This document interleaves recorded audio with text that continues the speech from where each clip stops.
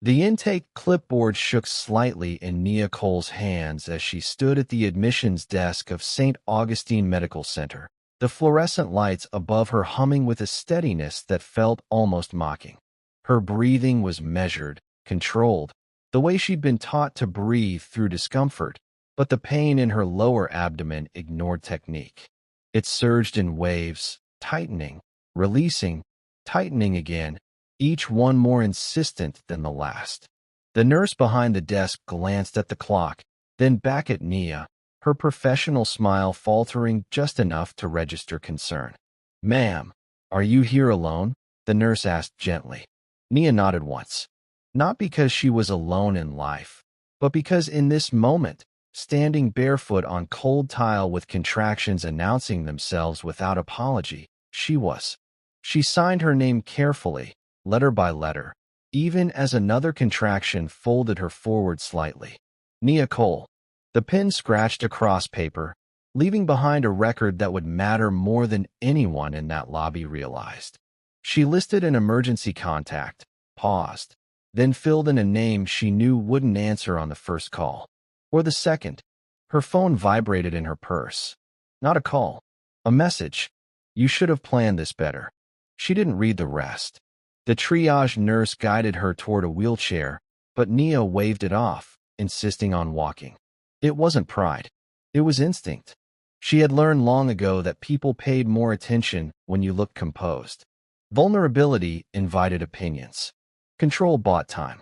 Inside the labor and delivery wing, the air changed. Softer lighting. Muted voices.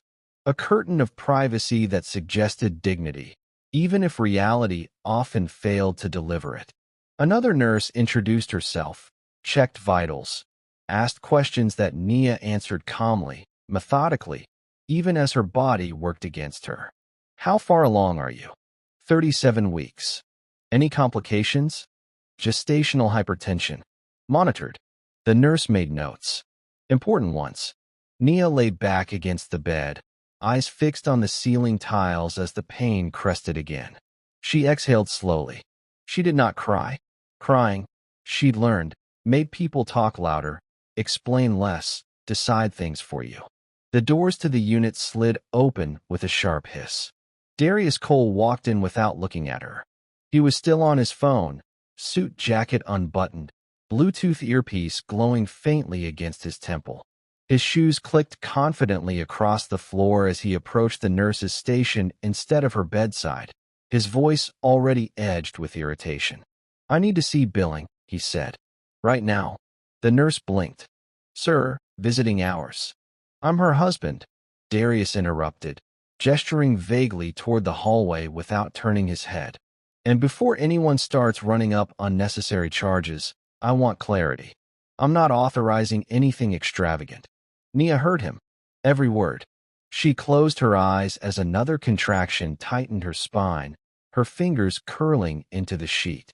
When she opened them again, she reached for her phone and unlocked it, not to text, not to call, but to open a recording app. She placed it face down beside her pillow and let it run. Darius finally stepped into the room, irritation radiating from him like heat. He glanced at her stomach, then at the monitor, then back at his phone. "So," he said, as if they were discussing a delayed flight, "how much is this going to cost?" The obstetrician entered moments later, a black woman in her 40s with calm eyes and a voice trained to deliver difficult information without drama. She explained the situation clearly. Elevated blood pressure, the baby's positioning, the possibility of intervention if labor stalled. Darius frowned. "We don't need all that. Natural is better anyway. Less expense." The doctor paused. "Just briefly. Pain management and monitoring aren't luxuries," she said evenly. "They're standard care." Darius shrugged. "She can handle it." Nia signed her own consent forms. Each page, each initial. Her signature was steady despite the pain, despite the quiet realization settling into her chest that this wasn't confusion or panic on his part. This was choice. When the doctor left, Darius leaned against the counter, arms crossed. "I told you this wasn't the time," he said. "My schedule is insane this week." And now you're here acting like this is an emergency. Nia didn't respond. He sighed, annoyed by her silence. I'm not paying for extras. We'll deal with what's necessary. Anything else, that's on you. He turned and walked out again, phone already back at his ear. The nurse lingered after he left, her expression softening. She adjusted the four, lowered her voice.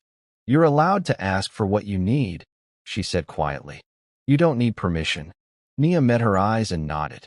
Not in gratitude. In acknowledgement. Minutes later, voices rose in the hallway. A woman's voice this time. Sharp. Confident. Used to being obeyed. What do you mean she's in labor already? I told him this girl was irresponsible. The room seemed to shrink. The woman entered without knocking, heels striking the floor with practiced authority. Lenora Cole, Darius's mother. Immaculately dressed despite the hour, her presence filling the space before she spoke again. This is exactly what I warned you about, Lenora said loudly, addressing her son but ensuring the entire hallway could hear. Drama. Expense. Timing it for maximum inconvenience. She looked at Nia then, her gaze cold, assessing. If you couldn't afford the consequences of pregnancy, Lenora continued, you should have thought of that before trying to secure your place. Nia's hand tightened around her phone beneath the sheet. The nurse stepped forward. Ma'am, please lower your voice. This is a medical environment. Lenora scoffed. I know my rights. She turned back to Nia. This family doesn't get manipulated. Not financially. Not emotionally. Nia said nothing. The nurse asked Lenora to leave. Lenora did not move. Darius stood there, silent, letting it happen. That was the moment. Not the contraction. Not the pain. Not the hospital bed. The moment Nia understood that this wasn't about misunderstanding or stress or fear. This was about how they behaved when they believed there were no consequences. The nurse called security. Lenora left, still talking. Darius followed her. The door closed. The room went quiet except for the steady beeping of the monitor. Nia reached over and saved the recording. If you're listening right now, help me something wrong. My mother said I wouldn't even reach 1,000 subscribers, but I believe stories like this deserves to be heard. Help me show her that these tales matters. Nia exhaled slowly, another contraction building. She picked up the clipboard again and wrote down names. Times. Details. Not in anger. In preparation. Because somewhere beneath the pain, beneath the disappointment, beneath the silence that had replaced expectation, Nia felt something else settle into place. Clarity. And clarity, she knew, changed everything. The hallway outside Nia's room didn't quiet down after Lenora left. It got louder, but in a different way, like a fire that had found oxygen and stopped pretending it was smoke. Voices rose near the nurse's station. Darius's tone carried the same sharpness it always had when he felt embarrassed in public, the same edge that made strangers step back without knowing why. You're not about to make me look stupid, he snapped. They were about to run up charges like we're made of money. Lenora's laugh was low and contemptuous. They count on fear. And she counts on you feeling guilty. That girl knows exactly what she's doing. Nia kept her eyes closed, breathing through another contraction, letting the words pass over her like cold air. There was a time she would have responded. There was a time she would have tried to explain her intentions, soften her voice, make herself smaller so he didn't feel attacked. That time was gone. She reached for the notepad the nurse had left on the rolling tray and wrote without looking down, the way her hand moved when her mind was certain. Time. Voices. Who said what? Where they were standing. Not revenge. Evidence. The nurse who had spoken to her earlier returned, followed by another staff member with a clipped tone and a badge that suggested authority. The second woman introduced herself as a patient advocate, the kind of person hospitals brought in when they sensed a situation might turn into something legal or violent or viral. We've asked your family to lower their voices, the patient advocate said quietly. You have a right to a safe environment while you're receiving care. Nia nodded once. The patient advocate hesitated. Do you feel safe? Nia didn't answer immediately. The truth was complex. She didn't feel unsafe because she feared physical harm. She felt unsafe because she was witnessing something more permanent than anger. She was witnessing the shape of Darius's character when circumstances didn't flatter him. "I feel clear," Nia finally said. The advocate looked at her like she wasn't sure what that meant. The nurse did. Another contraction rolled through. Nia gripped the rail, jaw tight, eyes fixed on the corner of the room where the wall met the ceiling. The monitor beeped steadily, indifferent to family dynamics. Outside, the voices shifted again. A younger voice joined them, higher and sharper, spilling fast words into the corridor like she was performing for an audience. "Oh, this is crazy," the voice said. "This is exactly what I said would happen. She's trying to trap him. Tiffany." Nia didn't need to see her to recognize her. Tiffany Cole had always spoken like her sentences were being timed, like she was racing against attention itself. At family dinners, she dominated the room with dramatic stories about people who tried her, people who tested her, people who thought they could get away with something. Everything was always a confrontation. Everything always ended with Tiffany being the hero in her own narration. Now her voice took on a new rhythm, lighter, performative, accompanied by the unmistakable sound of a phone being held up. Nia listened. Tiffany wasn't talking to Darius or Lenora. She was talking to her screen. "You guys," Tiffany said loudly. "I can't even make this up. Some people are really out here playing games with childbirth like it's a business plan. But don't worry. We're not letting nobody play my brother." Nia's eyes stayed open now, because that wasn't just cruelty. That was leverage. A nurse entered and closed the door firmly, as if she could trap the sound outside. The sound still leaked in through the seam, slicing through the quiet. "You can't just turn this into a whole show," Darius said. Tiffany laughed. "It's already a show. I'm just letting people see it." Nia reached for her phone again and checked her recording. Still running. Still capturing. She set it down carefully and pressed her fingers against her belly as the baby shifted, restless. Her breathing slowed, deepening. She wasn't fighting the pain now. She was riding it, letting it do what it needed to do while she did what she needed to do. The nurse came back with a doctor, another black woman, older, with the kind of calm expression that belonged to someone who had seen every version of heartbreak in a hospital room and learned not to wear it on her face. She spoke to Nia gently, asked if she needed anything, asked if there was someone else she wanted called, asked if she wanted security posted outside. Nia shook her head. "Not yet," she said. The doctor paused. "If you change your mind, say so. We're here to care for you." Nia thanked her quietly. The doctor left. The nurse lingered. "I don't know what's going on," the nurse said softly, "but I can tell you're handling this like you've handled hard things before." Nia's mouth tightened into something that almost resembled a smile. "I have," she said. A few minutes later, Darius came back into the room. Alone this time. His jaw was tight, his eyes hard, and there was a thin sheen of sweat on his forehead, as if the hallway had heated him up. He didn't look at her right away. He looked at the monitor, then at the 4 line, then at the paperwork on the tray, like he was searching for a price tag. "What did you tell them?" he asked. Nia kept her voice steady. "I didn't tell anyone anything." "Then why are they acting like I'm some kind of criminal?" he snapped. She looked at him. Not with anger, with the kind of quiet attention that made people uncomfortable because it wasn't emotional. It was observant. "They're acting like they heard you," she said. Darius stared at her, his mouth parting slightly, as if the idea of consequence was new. He scoffed and looked away. "This is why I said we needed boundaries. You always put people in our business." Nia blinked once, slow. "You're the one who raised your voice at a nurse's station," she said. He clenched his jaw. "Don't do that." "Do what?" she asked. "Make it sound like I'm wrong." Nia held his gaze. Another contraction rolled through, and she didn't hide it. She didn't perform strength. She simply endured.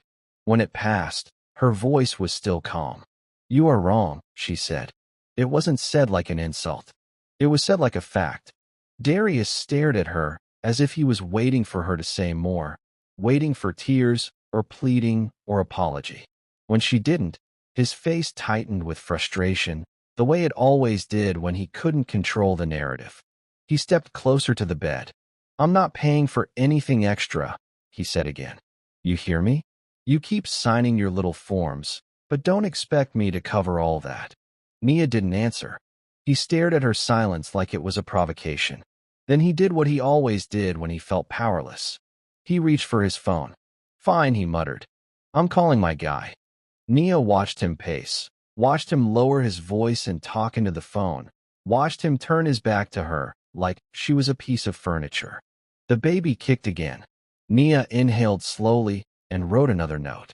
"Called attorney during labor." She didn't need to hear the words to know what the conversation sounded like. She had been living with Darius long enough to recognize his pattern. When something required emotional responsibility, he outsourced it. When something required accountability, he looked for loopholes. When he finally ended the call, his shoulders were looser. Relief had crept into his posture. He faced her again with a look that suggested he believed he was protected now, like he had placed himself under a legal umbrella. "My guy said the paperwork matters," Darius said. "So keep signing. It'll help later." Nia stared at him. "What later?" she asked. Darius hesitated, as if he didn't want to say it out loud in a hospital room. "The later where we're not doing this anymore," he said. Nia didn't react. Not the way he expected. She simply nodded once and looked away. That unsettled him more than tears ever would have. He frowned. "You don't even care?" Nia's voice stayed level. "I care about the baby." Darius's expression hardened. "That's always your move. Use the baby as a shield." Nia looked back at him, her eyes steady. "No," she said. "I'm using the baby as a priority." He opened his mouth to respond, then closed it, irritated. Because he couldn't argue with that without exposing himself completely. He turned and walked out again. This time, he didn't come back. Not for hours. The night deepened outside the hospital windows, and the unit settled into a strange hush that hospitals carried after midnight, when most people slept and the few who were awake moved in quiet purpose. Nia labored. She breathed. She listened. And every time footsteps approached her door, every time voices rose outside, she captured it.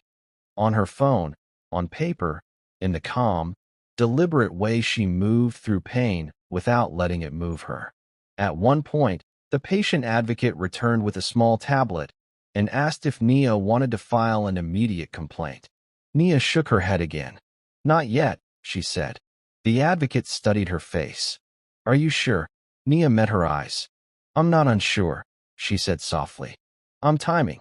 The advocate didn't fully understand, but she nodded anyway. Just before dawn, the pain eased slightly, not because labor stopped, but because Nia's body shifted into a new rhythm. The doctor explained what was happening and asked permission to monitor more closely. Nia agreed. She didn't ask Darius. The nurse squeezed her hand briefly and whispered, "You're doing good." Nia nodded. Then her phone buzzed again. A video notification. Tiffany had posted something. Nia didn't open it. She didn't need to. She could already imagine the caption. Something vague and cruel. Something that framed Nia as a manipulator and Darius as a victim. Nia didn't feel anger. She felt confirmation. In the quiet moments between contractions, she stared at the ceiling tiles and let her mind move away from the hospital, away from the hallway, away from the voices. Downtown, glass towers, a boardroom with a long table and leather chairs. A company that had built its influence quietly, the kind that didn't have to shout its name to shape people's lives. A company that had been growing, expanding, moving pieces across markets like chess moves. A company Nia had built. For 2 years, she had lived modestly on purpose. Darius had called it humble. Lenora had called it convenient. Tiffany had called it suspicious. Nia had called it what it was. A test. Not because she enjoyed secrets. Because she wanted to see what love looked like when there was nothing to gain. She had wanted to know if Darius's respect would survive the absence of advantage. The hospital answered that question with brutal efficiency. By the time the sun rose, the room looked the same. The monitor beeped.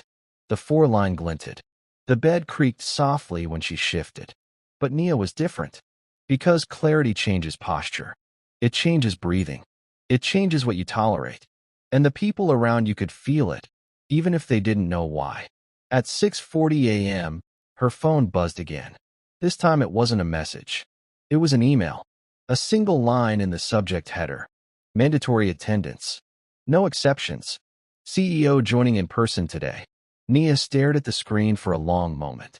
Then she locked the phone and placed it face down beside her pillow. The nurse entered and noticed her expression. "Everything okay?" the nurse asked. Nia nodded once. "Yes," she said. "Everything is in motion." Across the city, in a high-rise that turned sunrise into gold against its glass, Lenora Cole walked through the lobby of Northgate Dominion Enterprises with the same confidence she wore like perfume. She didn't look like someone who had just been escorted out of a hospital hallway by security. She looked like someone who believed rules bent when she spoke. Her heels clicked on polished stone. She greeted the receptionist by name, nodded at a junior executive who straightened his posture when she passed, and stepped into the elevator without hesitation. She had been at Northgate long enough to see people come and go, long enough to know that fear made organizations efficient. She liked efficiency. In the elevator mirror, she adjusted her earrings and smoothed her suit with practiced hands. Her face was composed now, the earlier hospital irritation replaced by a corporate calm that made her seem untouchable. She thought about Darius briefly, not with concern, but with a sense of satisfaction that he was finally taking control. She thought about Nia longer, with contempt, because Lenora believed the world was simple. Power mattered. Money mattered. People without either were obligated to behave gratefully. She stepped off the elevator onto the executive floor and walked toward the boardroom, where the meeting was already attracting a kind of tension that lived in the air like static. Executives murmured in clusters, checking phones, scanning faces. The email had rattled them. CEO joining in person for the first time. No one knew what that meant. Some people assumed it was a restructuring. Some assumed it was a major acquisition. Some assumed it was layoffs.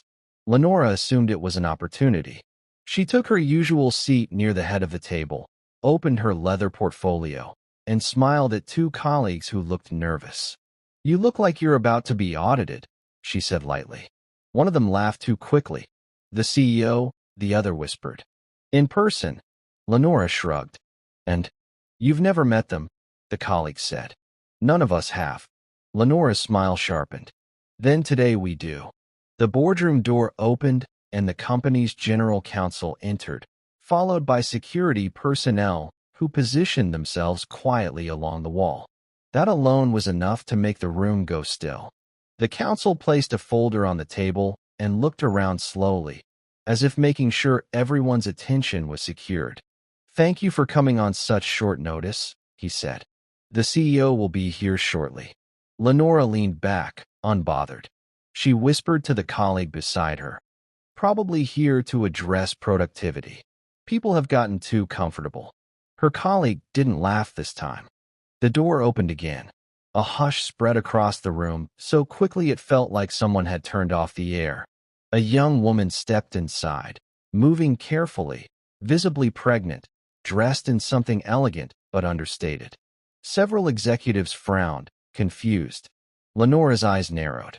The woman looked familiar in a way Lenora couldn't place, like someone she had dismissed in a context that didn't register as important enough to remember. The general counsel stood straighter, his voice measured, formal. "Ladies and gentlemen," he said, "please stand. I'd like to introduce the founder and chief executive officer of Northgate Dominion Enterprises." Lenora's mouth opened slightly, her brain still trying to assemble the missing piece. And the woman lifted her eyes to the room, steady, calm, unshaken. The same eyes that had watched Lenora in a hospital corridor without pleading. The same eyes that had made silence feel like judgment. Nia Meridian. Lenora's blood drained from her face.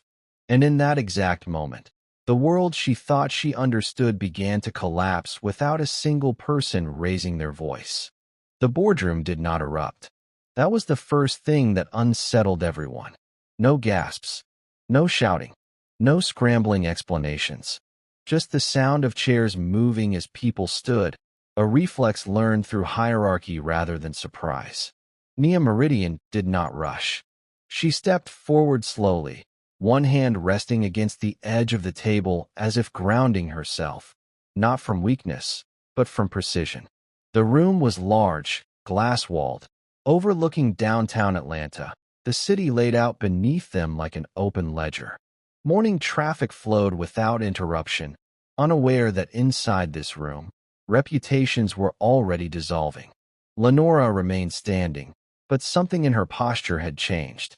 Her shoulders were still squared, but the certainty behind them had vanished. Her eyes moved too quickly now, darting from Nia to the general counsel to the executives seated along the table, searching for a version of reality that still worked. There wasn't one. The general counsel spoke again, his tone even, procedural. "You may be seated." Everyone complied. Lenora sat last.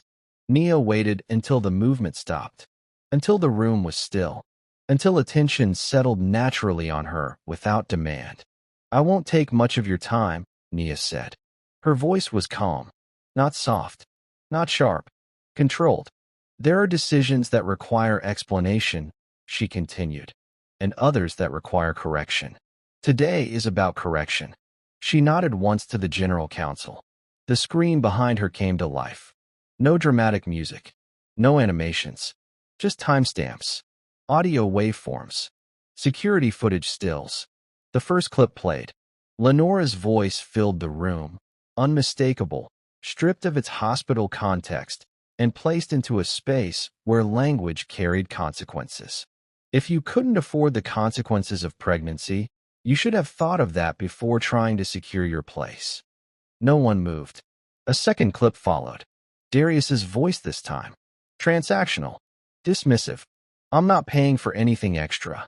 A murmur rippled faintly through the room before dying under the weight of silence. Nia didn't look at Lenora. She addressed the table. "Many of you know me only through reports, proxy votes, and outcomes," she said. "That was intentional. I wanted decisions here to be driven by behavior, not proximity." She paused. What happened last night was not a misunderstanding. It was not stress. It was not fear. Her eyes finally shifted to Lenora. It was consistency. Lenora swallowed. The screen changed. Internal documents appeared. HR records. Complaints. Dates stretching back years. Names of employees who were no longer with the company. These reports were submitted, Nia said evenly. They were reviewed. And they were dismissed. She let that settle. Not because they lacked merit, but because the person named in them understood how power worked inside this building. Lenora opened her mouth. The general counsel lifted a hand slightly. Nia continued. "When someone reveals who they are in private," she said, "believe them. When they reveal it publicly, document it." She gestured to the screen once more. The incident at St. Augustine Medical Center did not create a problem. It exposed one. Lenora's composure fractured then, not dramatically, not loudly, but in the way her hands tightened against the table, her nails pressing into polished wood. Nia turned back to the room. "Effective immediately," she said. "Lenora Cole is no longer employed by Northgate Dominion Enterprises." The words landed cleanly. No flourish. No emphasis.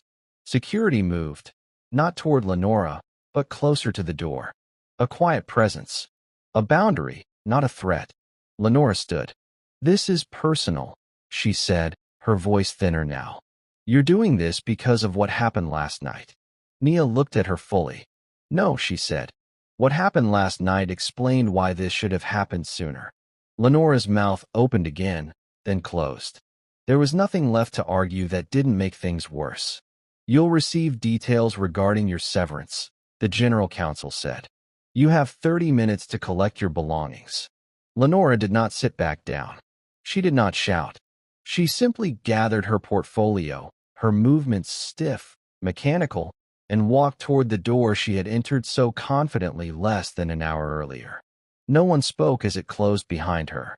Nia waited a moment longer. Then she addressed the room again. "This meeting isn't over," she said. "But the illusion that behavior and results can be separated is." She looked around the table, making eye contact without accusation. "We will continue," she said, with clarity. Outside the building, Lenora stepped into the morning air, the city unchanged, unforgiving in its indifference. And across town, in a hospital room filled with steady beeping and filtered light, Nia's phone buzzed once. A message from the general counsel. "It's done." Nia exhaled slowly, not in relief, in alignment.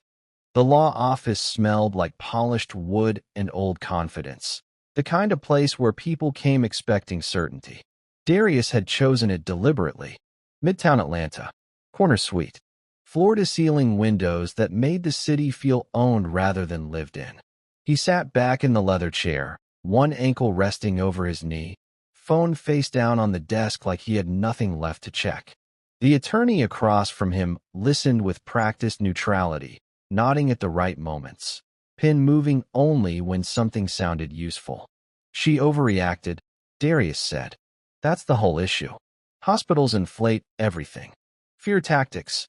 I wasn't abandoning her. I was protecting us." The attorney didn't argue. He rarely did at this stage. He let people talk until they revealed more than they intended. "You mentioned your mother works in corporate leadership," the attorney said. "Where exactly?" Darius waved a hand. "Senior operations. Big firm. Solid benefits. She's respected."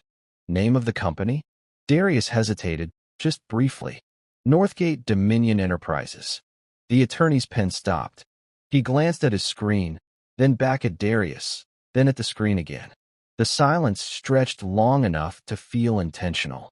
"That company," the attorney said carefully, "is privately controlled." "So?"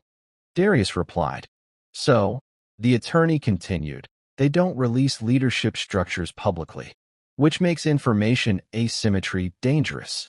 Darius frowned. "What are you saying?" Before the attorney could answer, a knock came at the door. His assistant entered without waiting for permission, face pale, tablet clutched tight. "I'm sorry," she said, voice low. "This just came in." She handed the tablet to the attorney. Darius watched the man's expression shift, not dramatically, but decisively. Confidence drained away, replaced by calculation, then caution. The attorney cleared his throat. "I need to ask you something," he said. "And I need you to answer honestly."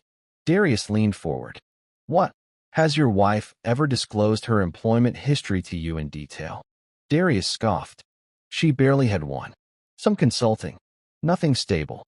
The attorney turned the tablet toward him. Displayed on the screen was a corporate page. Clean. Minimal. No embellishment. Founder and Chief Executive Officer, Nia Meridian. Darius stared. For a moment, his mind rejected the information outright. Then it began scrambling, rewriting memories, rearranging conversations, searching for angles. "That's not," he started. The attorney held up a hand. "I just received a call from Northgate Dominion's general counsel," he said. "They wanted to make something very clear." Darius's mouth felt dry. "They are aware you contacted legal representation during your wife's labor," the attorney continued. "They are aware of recorded statements made in a medical facility. And they are aware of public posts made by your sister during the same time frame." The words came slower now, heavier. "They've asked that I withdraw from representation immediately." Darius laughed once, sharp and disbelieving. "You can't just—" "I can," the attorney said. "And I am." Darius stood abruptly. "This is retaliation." The attorney's voice remained level. "This is consequence." He slid a folder across the desk. Inside were documents Darius recognized instantly: mortgage approvals, investment summaries, business credit lines. All of these, the attorney said, were underwritten by Northgate Dominion's financial arm, directly or indirectly. Darius's legs weakened slightly. "You didn't build your leverage alone," the attorney continued. "You were supported, quietly, Darius stared at the papers, memories colliding. Opportunities that had come too easily. Doors that had opened without explanation. The hospital bill. $8,000. He swallowed hard. The attorney leaned back. "I strongly suggest," he said, "that you stop talking to anyone, and that you prepare for a reality where fairness is determined by restraint, not mercy." Darius's phone vibrated on the desk. He didn't pick it up. Across the city, the hospital room remained quiet. Morning light filtered through half-drawn blinds. Nia sat upright now, for still in place, her expression unchanged as she listened to the nurse explain the next steps. She nodded, asked measured questions, signed what needed signing. Her phone rested beside her. Another message arrived. Then another. She didn't read them yet. She wasn't avoiding them. She was sequencing, because some truths were more effective when they arrived all at once. And Darius, sitting in a room built for certainty, was about to learn what it felt like when certainty vanished without a single voice being raised. By the time Darius stepped out of the law office, the city felt unfamiliar. Midtown Atlanta moved the way it always had. Cars sliding through intersections, people crossing streets with headphones in, coffee cups raised like shields against the morning, but none of it acknowledged what had just happened to him. That was the part he couldn't process. Nothing had exploded. Nothing had stopped. Yet everything he understood about his life had collapsed. His phone vibrated again. This time he looked. Missed calls. Texts. Group messages lighting up one after another. From his sister. From a former colleague. From someone he hadn't spoken to in years who suddenly wanted distance. One message sat at the top of the screen, unread, longer than the rest. From his mother. He didn't open it. He already knew the tone. Shock disguised as outrage. Fear translated into anger. Lenora had always believed volume could substitute for leverage. He started walking without direction, letting the sidewalk carry him south, away from the glass tower behind him. Every few steps, another realization surfaced. Quiet, merciless. The mortgage. The consulting contract. The business loan that had been approved faster than it should have. He had taken credit for all of it, and Nia had never corrected him. At the hospital, the atmosphere had shifted as well, though no one announced it. Nurses moved with the same professionalism. Doctors asked the same questions, but the space around Nia felt different now, more deliberate, more attentive. Not because of money, because of clarity. The obstetrician returned with updated information, explaining options without rushing, making sure Nia understood every step. When Nia asked for a moment before deciding, no one pressured her. Her autonomy was no longer theoretical. She rested one hand over her stomach as the baby moved, grounding her in the present. Pain came and went, but it no longer felt like the most significant thing happening to her. Her phone buzzed again. This time she picked it up. A message from the general counsel. Your personal residence has been secured. Your belongings will remain undisturbed. Mr. Cole has been advised to retrieve his items at a later date under supervision. Nia read it once, then locked the phone. She didn't feel triumph. She felt alignment. Across town, Darius finally opened his mother's message. It was long, fragmented, written in the kind of fury that betrayed panic. They escorted me out. They humiliated me. This is your wife's doing. I told you she was dangerous.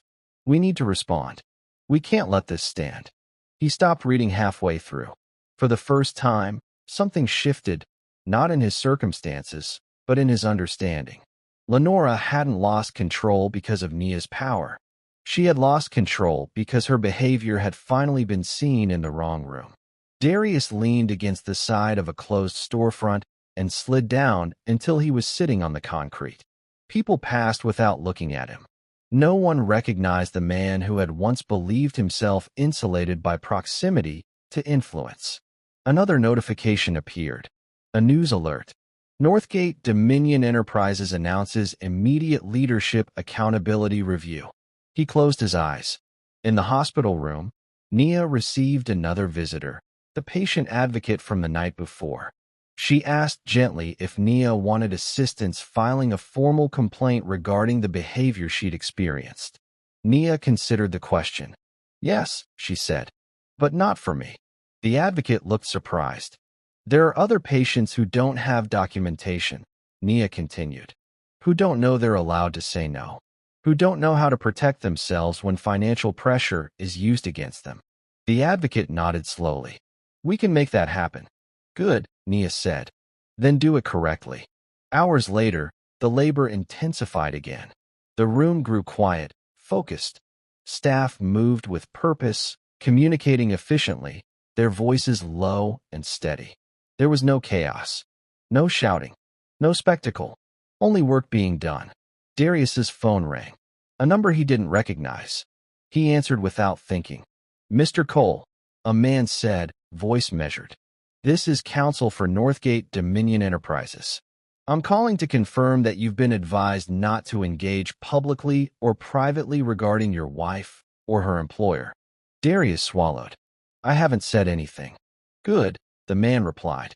That restraint will serve you. There was a pause. Ms. Meridian has indicated she intends to be fair, the voice continued. That fairness should not be mistaken for weakness. The call ended. Darius stared at the screen. Fair. The word echoed differently now. Not generous. Not forgiving. Controlled. At St. Augustine Medical Center, as the evening approached, Nia closed her eyes between contractions and breathed through the pain with the same discipline she applied to every other decision in her life. She wasn't thinking about punishment. She was thinking about structure, about what needed to change so that this kind of cruelty didn't require power to stop it. And somewhere deep beneath the exhaustion, beneath the disappointment, beneath the irreversible truth that her marriage was already over, Nia felt something settle into place. Not anger. Resolve. The delivery room was quiet in a way that felt intentional. No raised voices. No rushed instructions. Just the steady rhythm of practiced coordination as the medical team moved with the kind of calm that only came from competence. Nia focused on her breathing. Each inhale deliberate. Each exhale controlled. The pain peaked and receded in cycles, but it no longer felt chaotic. Her body knew what to do. It always had. When the baby finally arrived, the room did not erupt. There were no cheers, no dramatic relief, no tears spilling over the edges of the moment. The nurse announced the time. The doctor confirmed the vitals. The baby cried, strong and insistent, filling the space with proof of life rather than spectacle. They placed him gently on Nia's chest. She looked down at him without smiling. Not because she felt nothing, but because what she felt was too complete to display. This was not victory. This was continuity. Outside the hospital, the city kept moving. News cycles refreshed. People scrolled past headlines without stopping long enough to feel their weight. Northgate Dominion's announcement was already being analyzed, reframed, diluted into commentary.